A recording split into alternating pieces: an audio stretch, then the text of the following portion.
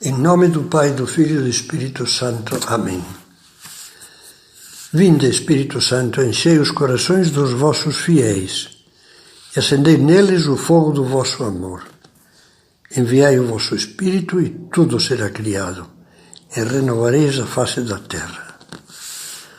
Continuamos com esse tema desagradável da mentira, mas algo que nós gostaríamos de expulsar do nosso coração e, portanto, da nossa língua. Ser servidores da verdade, ser almas não ingênuas, mas transparentes. Há uma forma de mentira que é talvez a mais perigosa, que é aquela que mistura uma falsidade, especialmente uma falsidade de fundo, com aspectos da verdade. Mistura em doses que podem enganar o bem e o mal.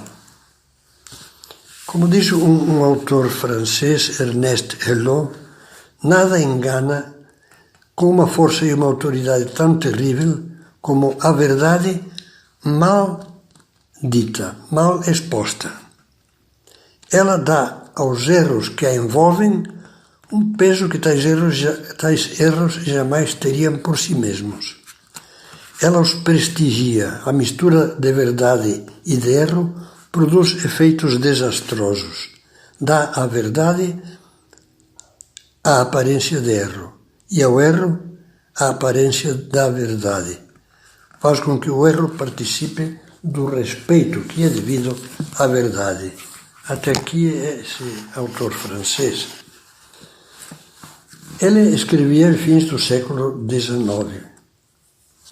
As suas palavras têm uma grande atualidade no século XXI.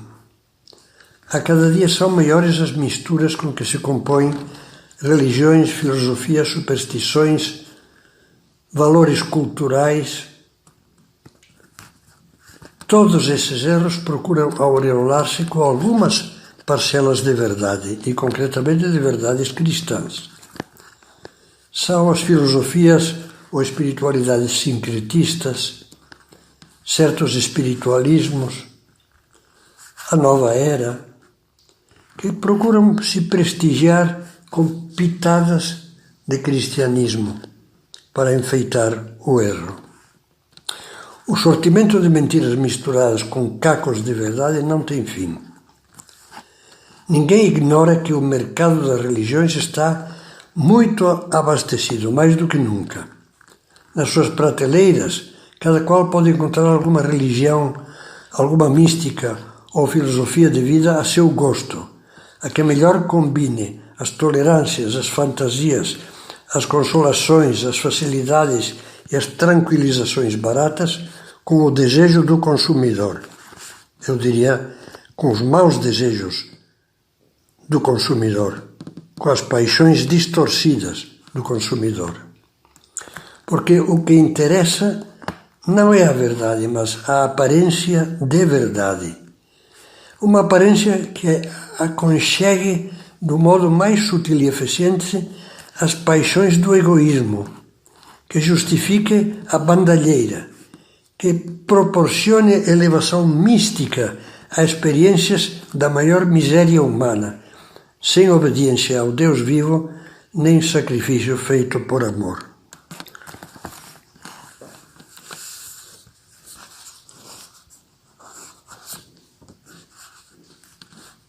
Em janeiro de 1994, eu fiz como uma paradinha porque duvidava se comentar esse fato, que já é um pouco antigo, mas acho que vale a pena.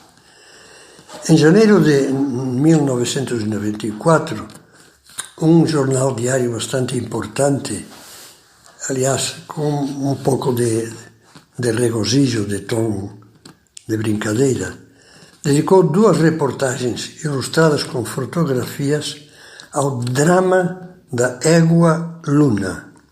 A égua, sim, uma égua. Era uma vez, ficamos sabendo, uma formosa égua quarto de milha de crinas brancas e olhos azuis, uma beleza.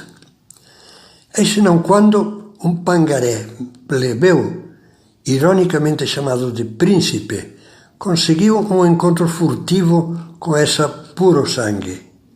E dele resultou o epicentro do drama, de um grande drama. Estava a caminho um potrinho sem classe, sem genealogia. Quando se soube que o dono da égua decidira abortar o indesejado potrinho sangue sujo, imediatamente se desfraldaram as nobres bandeiras da defesa da vida animal.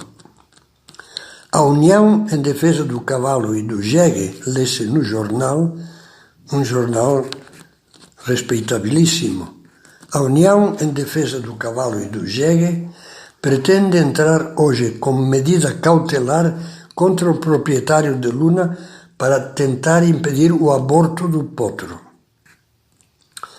A presidente dessa entidade, que também preside a SOS Bicho, anunciou que vai basear a ação judicial no artigo 64 da Lei das Contravenções Penais, que proíbe submeter animais a tratamento cruel. Por sua vez, o presidente da União Internacional Protetora de Animais afirmou que, do ponto de vista da ética veterinária, o aborto só pode ser feito se for para salvar a vida da égua ou do filhote. Em todos os casos, o termo empregado em defesa do potrinho foi a dura palavra aborto. Ninguém usou, por exemplo, o eufemismo interrupção da gravidez, que parece reservar-se somente aos seres humanos. Seres humanos? Vejamos. No mesmo jornal e no mesmo dia em que se publicava uma das reportagens sobre o drama da égua, eram reproduzidas palavras de uma figura política lamentando que os prazos e modos de tramitação da revisão constitucional dificultassem a legitimação do aborto na Carta Magna.